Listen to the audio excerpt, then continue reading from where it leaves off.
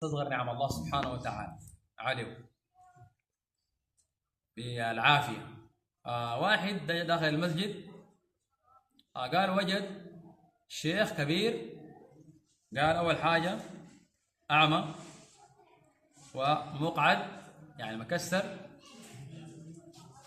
وعليه شنو طبعا كبر وكسير وعمى، وقاعد يقول شنو الحمد لله الذي عافاني مما ابتلى به كثير من عبادي. الحمد لله الذي منه عافاني. هسه كان في واحد عنده كلام زي ده بيقول كلام زي ده. انا غايت سمعت زول بيضاني دي كان مقطع يعني، قام قال شنو والله قال ذاته الله ده ما عارفين عملنا ليش قاعد يسوي فينا كده. فدي مشكله، ما رضى بالبلاء ده، ما ابتلاء اختبار. فشوف الزول ده مكسر واعمى وعجوز، ودي طبعا مشكله. بيقول الحمد لله الذي عافاني مما ابتلى به كثير من عبادي. الزول ده استغرب طبعا، انا بشوف الزول ده ما عنده حاجه، فقام جا قرب عليه كده قال لي هذا مما عافاك الله مما ابتلى به غيرك. قال لي انت الله خلى لك شنو؟ ما خلى لك حاجه.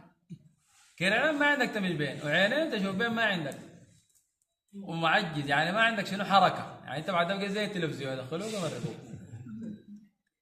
فقال لي يا جاهل، قال لي انت زول جاهل. قال له انا الان، قال له اعطاني الله سبحانه وتعالى لسانا ذاكرا، لسان شنو؟